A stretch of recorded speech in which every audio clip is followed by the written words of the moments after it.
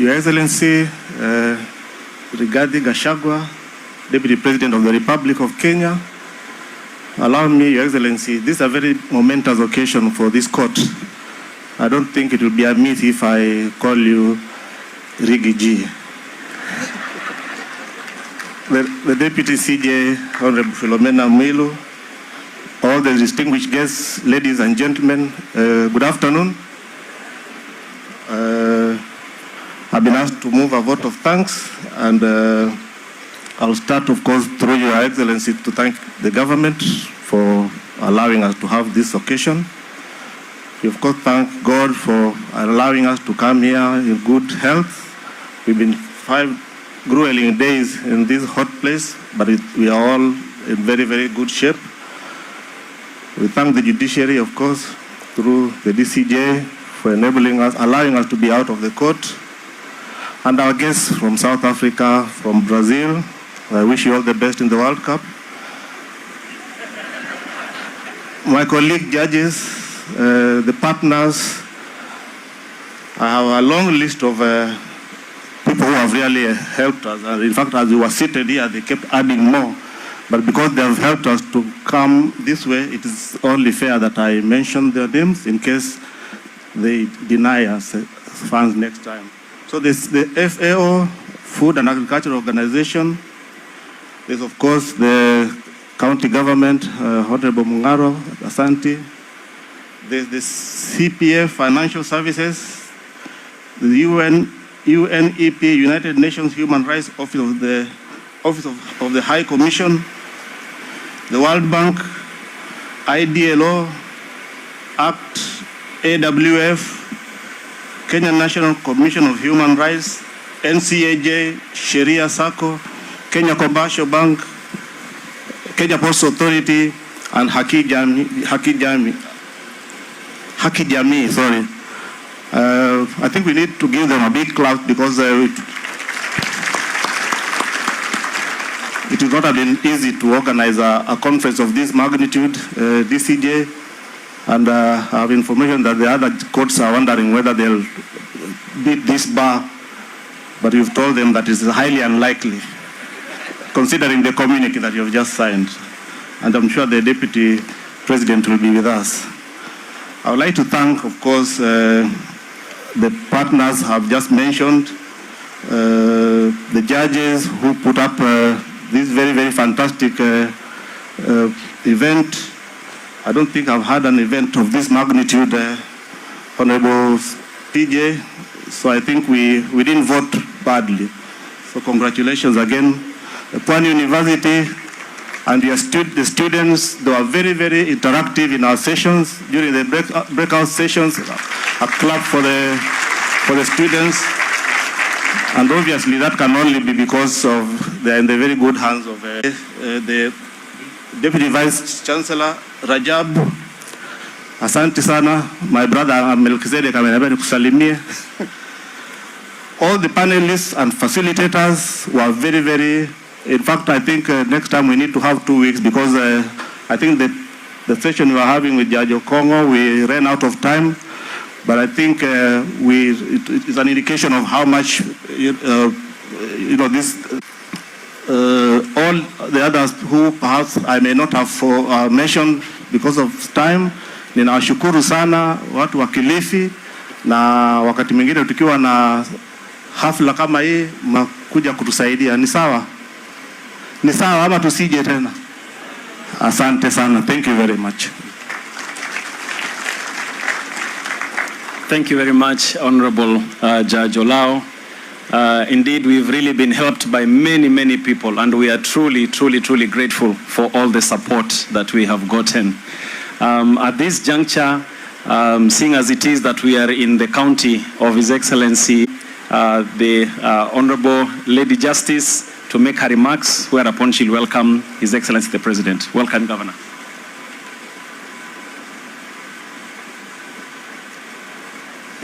Thank you. The Deputy President of the Republic of Kenya, His Excellency Riggy Gachagua, the Deputy Chief Justice, Lady Philomena Mwilu, the judges, all protocol observed, Your Excellency, the Deputy President, the Cabinet Secretary for Mining, distinguished guests, ladies and gentlemen.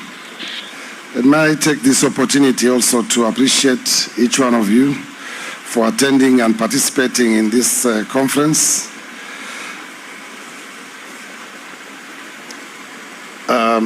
The different stakeholders and civil society groups under the theme Looking Back and Moving Forward on Environment and Land Justice in Kenya.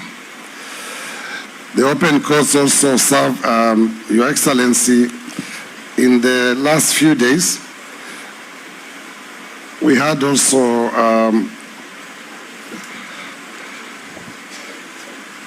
an opportunity. First of all, let me say thank you for giving us an opportunity to host the 10th anniversary of the Environment and Land Court Conference. We hope you have enjoyed your wonderful stay in this county. We had an opportunity, Your Excellency, also to interact with judges, the members of the public. We had open courts which served as a capacity building for these centers to educate our people on land matters, land justice, and mechanism to resolve land matters. As we are all aware, everyone has a right to a safe, clean, healthy, and sustainable environment as we strive to achieve this to the impacts of climate change and environmental crisis continue to affect the rights and other people deliberate on how to navigate these challenges while streamlining land matters in the country. Some of the key emerging issues, Your Excellency, which were discussed is the digitization of land records. This will improve land governance, increasing public participation in decision-making on land issues, ensure we involve our people as much as possible, especially women, and most importantly, our role as government to support and partner with the legal entities to ensure everyone gets justice, reduce land crimes in the country, and better, and also appreciate the current collaboration and cooperation with stakeholders and chart a way forward on how we can strengthen our collaborations to serve our people better.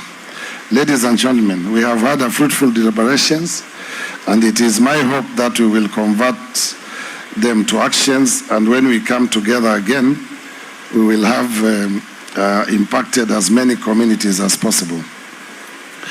I would also like to, at this juncture, to ask the judges and the visitors who have come to visit us in Kilifi that after this conference, if you could stay behind and enjoy the hospitality of the Kilifi people, and say that we have so many things you can carry from this county, the carvings and many other things as you visit this place, so you can carry some gifts from Kilifi to your families back home and friends, and karibuni tena Kilifi. Thank you very much, and thank you for coming, Your Excellency. Asanteni sana.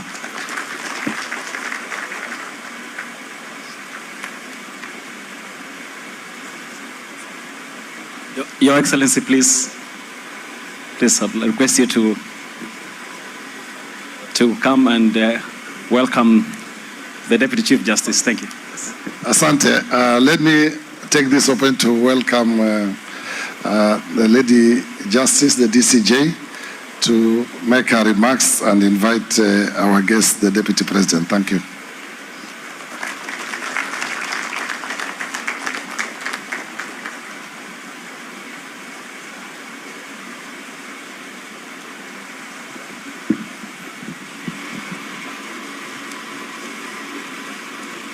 Your Excellency, the Deputy President of the Republic, my colleague judges,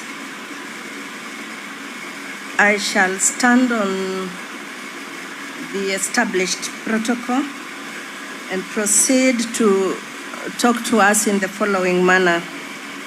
It is my greatest pleasure to be here with you all on this most auspicious occasion as we celebrate and reflect on 10 years of the Environment and Land Court.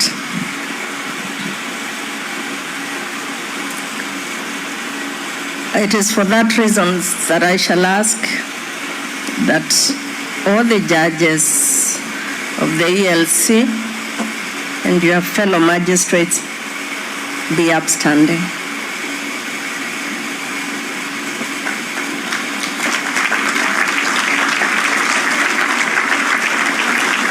Congratulations to you on achieving a great 10 years of service, and happy birthday. You may now take your seats.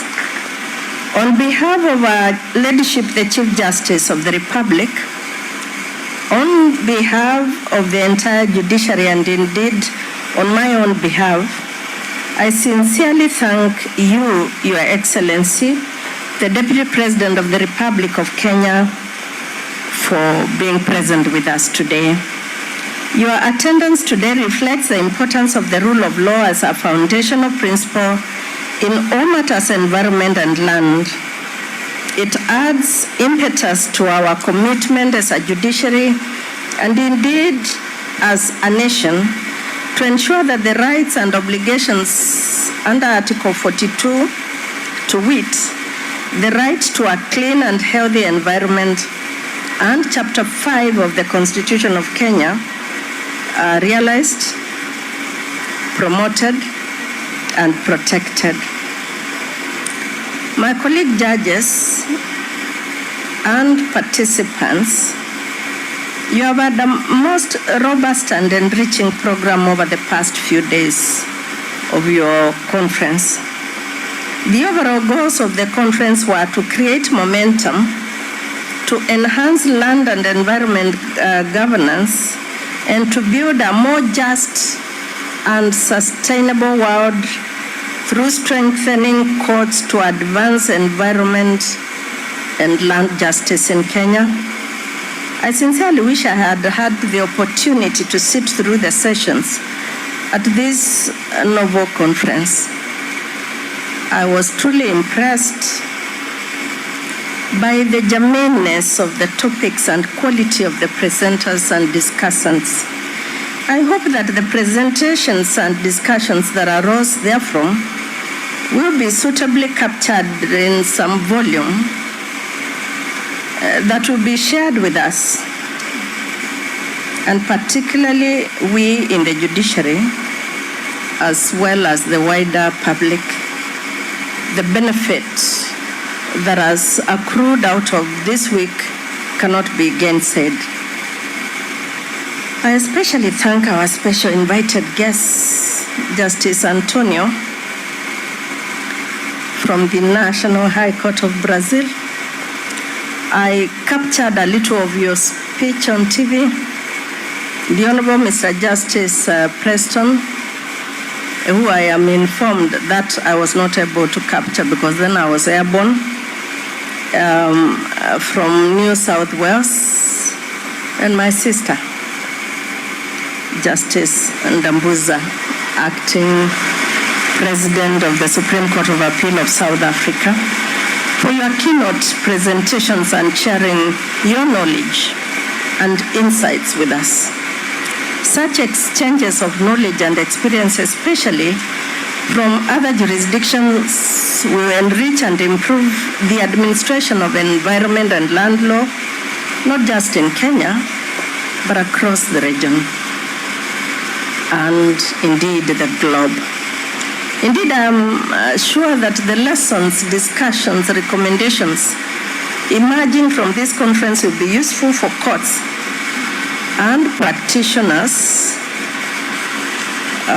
both within and outside of our jurisdiction. I hope it will not take another 10 years to organize such an important forum, and that the richness and utility of the discussions in this important area of the law would suggest the need for more regular engagements of this nature. Where are you, ELC judges? I will make sure that you don't get another symposium. Importantly, this forum is being held at Pwani University. I therefore urge our students here and across our educational institutions to take up the mantle of pushing forward and improving governance and the jurisprudence in matters environment and land. We need fresh and innovative approaches to dealing with the weighty environment and land challenges that face our nation and the world. And that's why I was very excited to hear what our brother from Kajiado had to say. I would place my hopes for bold and emancipatory ideas and paradigm shifts in the knowledge, the energy, and the learning emerging from our institutions of learning. We do not own the land. We do not own the environment. Those are not ours. We hold them only in trust for our future generations. Thank you, ELC judges and magistrates, for dispensing justice through these important courts. I urge you to continue to develop jurisprudence in consonance with the provisions of the Constitution and the law, jurisprudence that reflects the transformative principles enshrined in our 2010 Constitution. I have no doubt that thanks to your engagement over the past few days, you are even more suitably equipped in this regard. It behoves me to urge us to serve in pure and clean adherence to the oath of office that we took before we commenced the discharge of duty, the discharge of the mandate of us, the judges. Please avoid all vices at the workplace. Especially let us not, by whatever description and temptation, judge in lack of integrity. Let us discharge this delegated authority from the people, devoid of corruption and compromise. Land is life. The environment is life. That is why it is an emotive subject in this country. Let us therefore serve pure, unadulterated justice in each case.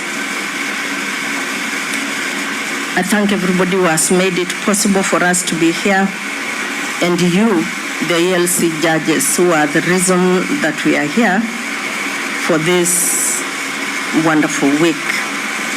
And I pray that the Lord God will bless the judiciary of Kenya, that the Lord God will bless us all and bless the people that have allowed us to exercise their authority in passing judgment over them.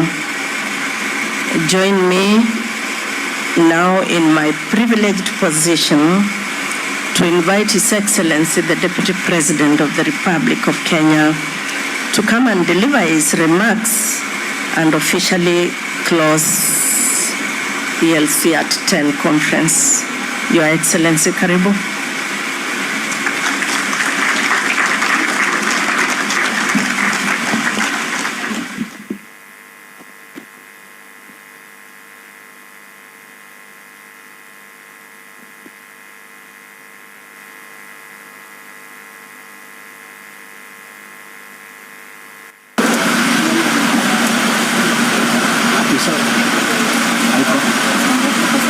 Chief Justice and Vice President of the Supreme Court of Kenya, the Honorable Justice Philomena Mwilu,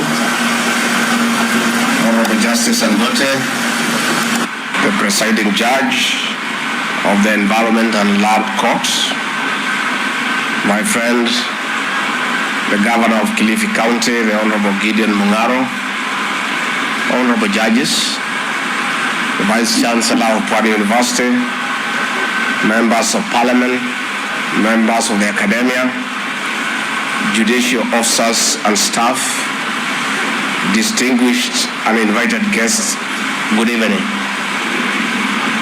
God is good, and all the time.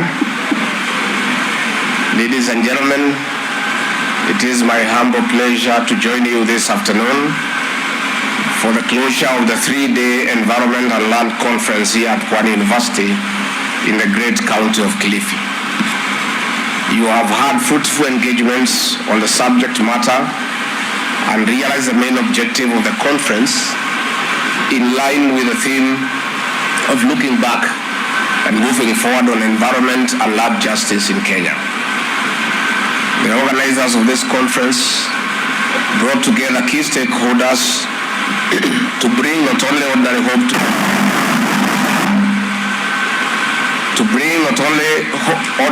to Kenya's land and environment governance sector, but also practical and actionable change for the good of the people of Kenya.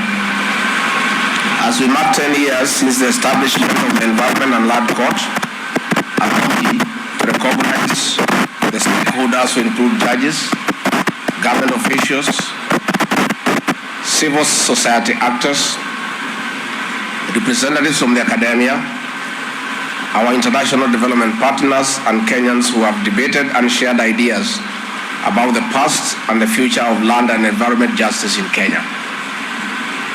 Their views are motive of the 50 million Kenyans expect on matters access to justice on land and environment.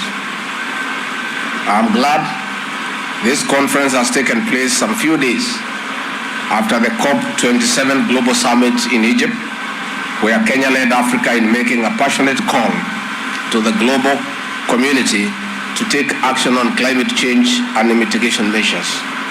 I urge you to take note of the outcome of the summit and leverage on this to revitalize your sector in line with the Constitution of Kenya. I urge that we also remain keen on the Kenya's Vision 2030, the United Nations Agenda 2030 for Sustainable Development, particularly on sustainable cities and communities, climate action, and life below water and life on land.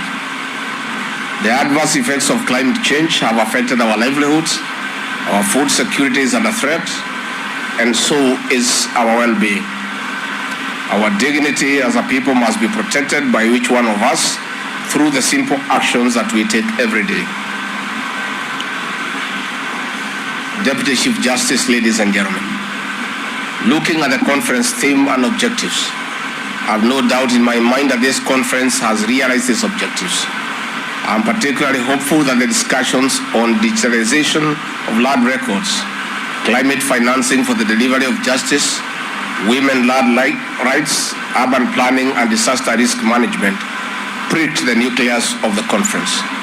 We must lay strong emphasis to each one of us to have a clear mind on sustainability on matters climate change and adaptation strategies. We should do so in the full realization of what an individual or an institution can contribute to the cause. I call upon you to have in mind that environmental sustainability can only be achieved in the context of a fair, effective, and transparent enforcement of the law. This is key to the outcomes related to environmental sustainability. Ladies and gentlemen, land and land governance is an emotive issue in our country. Socially, politically, economically, and legally. We all know from the colonial times there have been critical land injustices. I urge all the players and actors in this space to expedite justice in accordance with the Constitution of Kenya. As a government, we are looking forward to the implementation of the outcomes of this conference. Our doors remain open for consultation on matters that are for the good of the people of Kenya. It is now my honor to declare this conference officially closed. Asanteni sana. But I just add a little bit, it's just to say that I want to associate myself and the government of the Republic of Kenya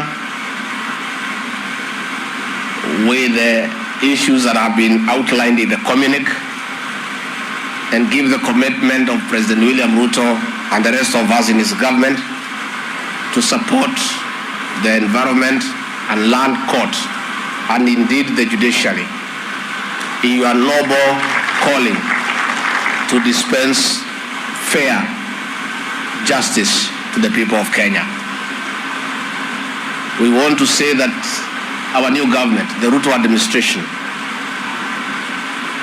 in our Kenya Kwanza plan undertook to facilitate and support an independent judiciary. On the day President William Ruto was sworn in on the 15th of September,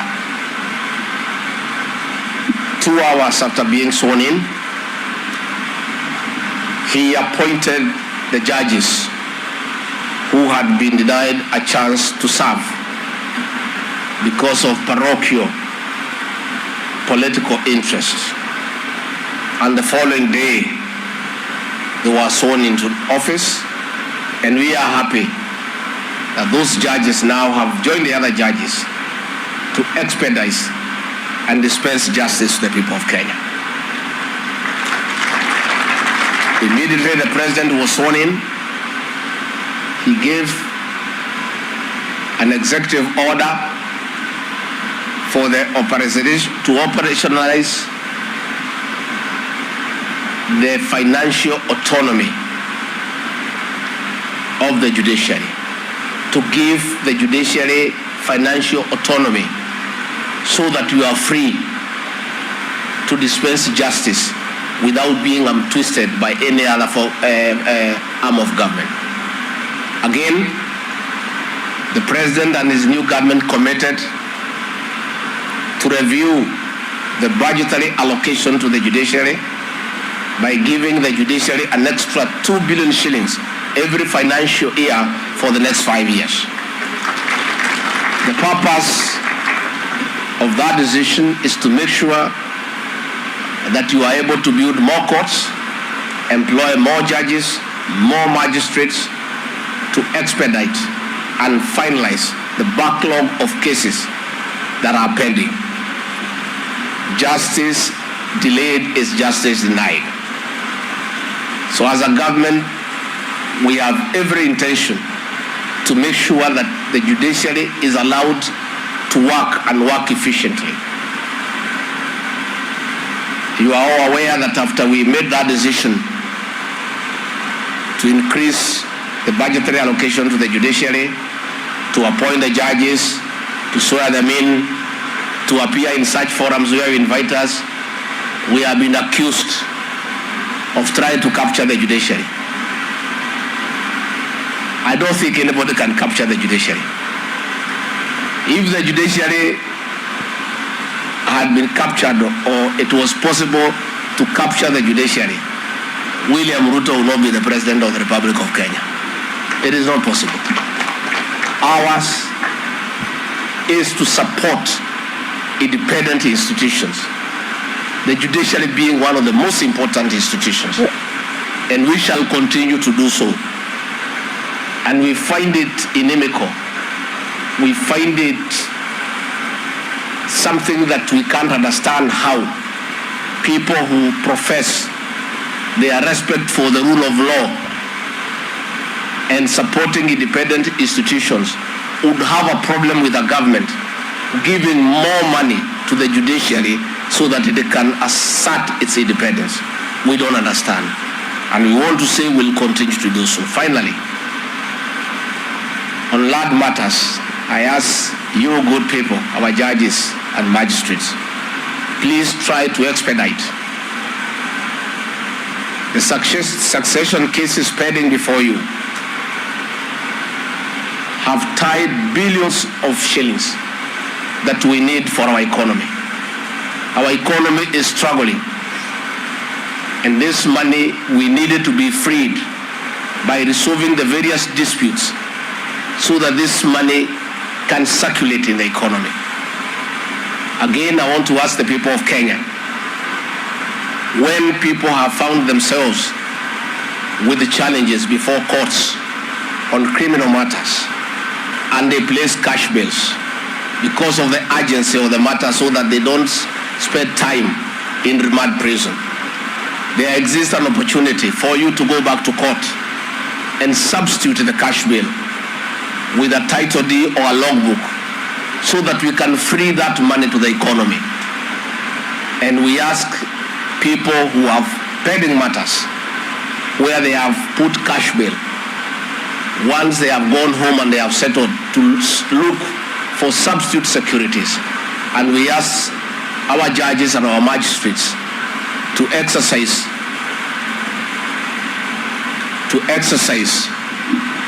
fairness and see how they can facilitate the substitution of cash bail to other forms of security, so that we can free this money to the economy that we need.